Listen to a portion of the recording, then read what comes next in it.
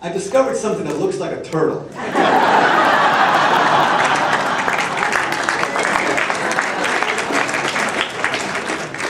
This is the side view. That is a quarter turn. Now, according to archaeology, this is a replica of the giant flying turtles that once flew around that area of Guatemala. Now, when I heard that for the first time, I was like, what are you talking about, giant flying turtles? And the lead archaeologist told me, well, you know, our ancestors, they had to make way, they had to make sense of nature, so they couldn't quite explain away everything, so they had to come up with all these ideas of flying things in the air just to make sense of their place on Earth. And of course, a paper like that gets published, it is peer-reviewed, and everybody's like, yes, absolutely, that's exactly what happened, flying turtles of the gods. But nobody asks, what did they just say here? Because, you see, when I hear stories of flying turtles off the gods, my ears perk up, or actually, my hair perks up. And I wonder, what is it exactly that our ancestors tried to talk about? Because only a few minutes ago I told you that we have to remind ourselves that the powers of observation of our ancestors was impeccable. So to illustrate this to you, that this is not an ordinary turtle from the same culture, from the same period, and from the same region, this is a carving of a turtle, right here. Now, does this and that even remotely look similar? Of course, this here is a turtle shape. I have never denied that.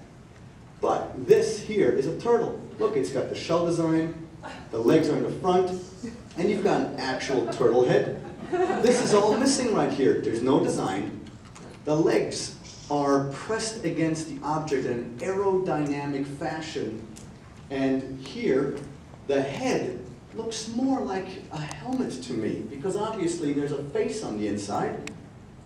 And this is 100% different from the other. Now, remember, our ancestors' vocabulary was not where it is today. Because I can assure you that no sport existed back then where they picked up turtles and flung them up into the air. Maybe, the kids and they're having fun, this and that. But by and large, I'm pretty sure that that did not exist. And so, what is going on here? Well, let's ask ourselves this different question. Now, remember, if you look from the front, what we have here looks like kind of like goggles. And only a few seconds ago, we saw a similar shape halfway around the world in Japan with the Doku figures. Now imagine for a moment that you could, on the push of a button, turn off that region in your brain that is familiar with all technology. And all of a sudden, you have no idea what a car is, what a train is, what a computer is, what a pilot looks like, or a jet fighter pilot, or a jet plane, and things like this. And then somebody, and you happen to be an artist, and somebody comes to you with a lump of clay and says, dude, I just saw something, and this is what it looked like. He describes it to you, but you have absolutely no idea of technology at all. Advanced technology, meaning space-age technology. And now go ahead and carve that. Good luck. Because my question is, what if our ancestors encountered something like this? And then go ahead and carve stuff like that. And I've already showed you 2 examples, but there are hundreds of similar examples that I am told those comparisons are invalid, but you, each and every one of you be the judge whether what I'm presenting here is in fact unreasonable, and we will all come to the conclusion that it isn't, because that is exactly what our ancestors talked about. So here we are again, also in Tikal, and it is a stele that it can be found at the museum right next door. And this carving is once again extraordinary. Check out what the guy is wearing, or the cuffs right here. And he's wearing mittens. Now, why on earth would you do something like this? You're in Guatemala, at the equator. It's 100 degrees there every day, at an almost 100% humidity. Yeah, let's put on mittens, will you? Let's do it. Why not? Nobody in their right mind would do such a thing. So whatever it is that they saw here has nothing to do with the ordinary explanation, because, you know, I am the first one to admit that if I see a statue that shows a headdress with feathers, or it shows flowers, or loincloths, or whatever have you, or something, it's just, there's clearly a differentiation between this and feathers and smoke and things like that, because that is not what we're looking at right here. Especially, check out this tube that goes down and culminates in this tank or canister. This is the entire stele, a little bit colored in. And I want you to pay attention of what's going on down here with these boots. There's tubes coming out, they're attached to the outside.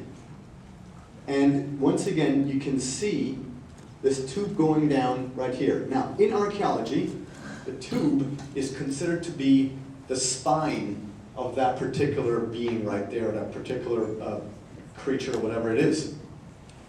Again, powers of observation of our ancestors was impeccable. They knew that any spine of any being is inside your body, not outside. But archaeologists are suggesting, oh yeah, this is the spine outside, so, you know, and everybody's like, oh yes, of course, sure, yes, yes. You know,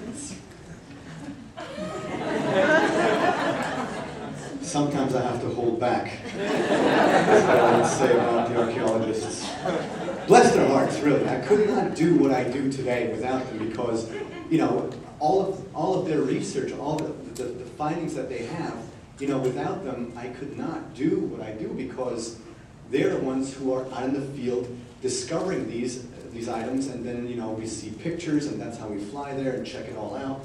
So, I mean, they're doing an amazing job. It's just that, you know, sometimes their views are a bit askew, and that's quite all right, because we are experiencing a paradigm shift, hence the Paradigm Symposium. And, you know, so we have to ask ourselves again, these cuffs right here, what was it? Or actually, sorry, before I continue, this tube right here, what if they were looking at some type of a breathing tube? What if this is what our ancestors witnessed, or not, maybe not even witnessed, but previous generations, until finally somebody, some artist, carved this stuff into, you know, a type of a stele or anything like this, because none of the stuff that I've ever presented, I've never suggested that any of these ancient monuments, carvings, and things like that, that they were carved or created by extraterrestrials.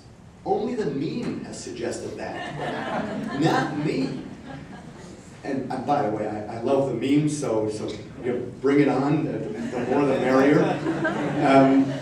But you see, what I'm suggesting is that something happened